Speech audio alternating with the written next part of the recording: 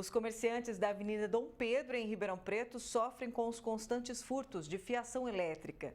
Os crimes acontecem nas madrugadas e deixam prejuízos. O homem caminha pela travessa Jamil Jorge sem levantar suspeita. Ele volta, escala o portão de uma casa abandonada e vai para o telhado de um comércio da Dom Pedro. Lá, ele pegou fiação elétrica e um ar-condicionado. O alvo era a loja do Kleber, furtada 2 vezes em 3 meses. Meu prejuízo aqui, para você ter ideia, foi de 4 a 5 mil. Porque eles quebraram o telhado todo, quebraram a caixa d'água, levaram o meu ar de 24 mil BTU, picaram o ar. Você vê que sem ferramenta os caras arrebentam tudo. Para vender a troco de R$100, aí, 50, R$100 para usar droga. Basta conversar com outros empresários da avenida, no mesmo quarteirão, para descobrir outras histórias parecidas dos últimos meses. Tem gente que, por segurança, prefere não se identificar. Aqui na Dom Pedro 2 vezes. Uma vez estouraram a porta com o pé de cabra e outra vez subiram o telhado e roubaram toda a fiação do prédio. Você estima que prejuízo que você teve desses 2 furtos? Passou de 20 mil. Esta loja de celulares e acessórios também foi furtada no fim de julho. O bandido levou toda a fiação. E agora, os comerciantes iniciaram uma obra para passar a parte elétrica para dentro do imóvel. Isso para tentar evitar os crimes. A gente chegou para trabalhar, quando abriu a porta, foi ligar o alarme já não desligava no caso, né? E quando ligou a luz, não tinha luz. Aí olhamos para o fio, nada de nenhum fio solto, pediu para subir. Na hora que subiu no telhado, o telhado estava todo destelhado e sem os fios da loja. Não tinha nenhuma tomada, nada ligado. Quanto de prejuízo, mais ou menos? Mais ou menos uns R$3.000 de prejuízo. Logo no fim do mês, no comércio, do jeito que está, não é bom não. Grande parte dos imóveis até tem concertinas ou cercas elétricas, mas isso não impede a ação dos criminosos. E os autores também são conhecidos.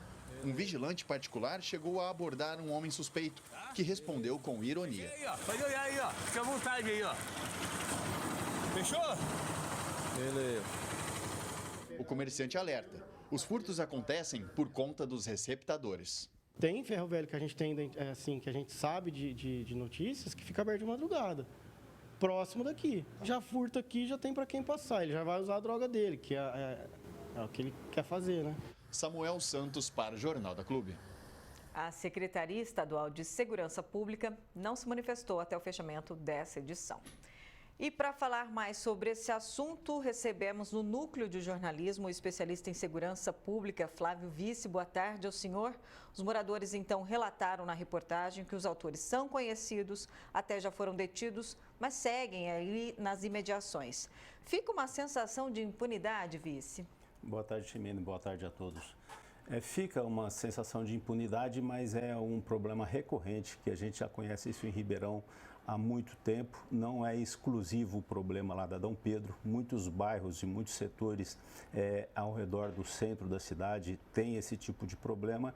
E, infelizmente, o Poder Executivo não se manifesta na solução do problema, visto que isso é uma bomba que estoura lá na ponta, na segurança pública. A gente vê que eles acabam cometendo crimes e quem paga essa conta no final é o contribuinte, é o pagador de impostos, e o responsável dá aquela sensação de que é uma falta de segurança, de que é um problema de segurança pública, mas isso tem uma origem muito mais lá atrás, que é um problema de saúde pública.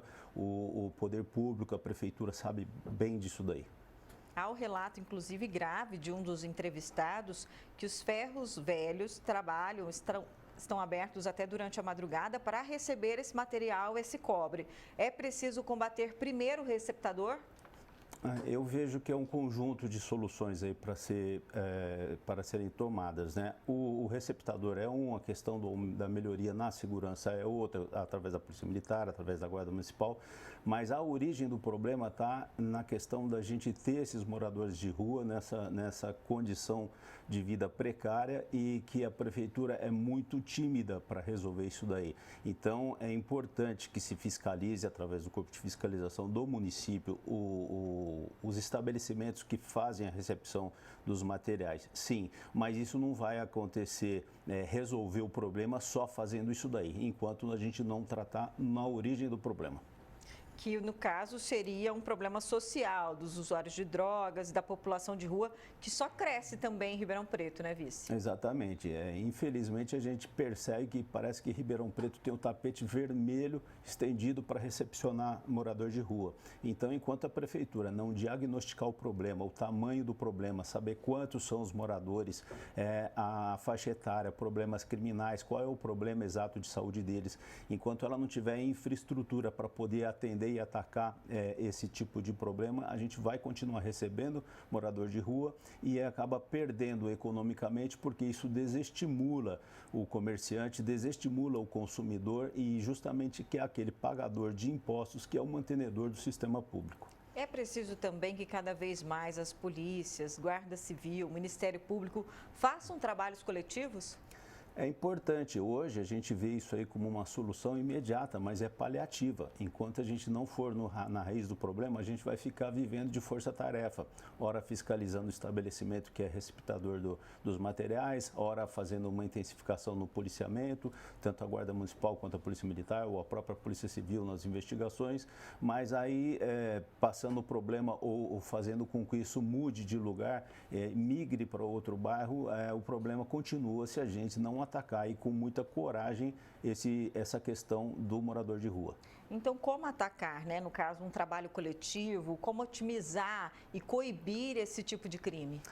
Eu vejo que enquanto não se diagnosticar com números mais precisos o tamanho do nosso problema, a gente não pode começar o trabalho.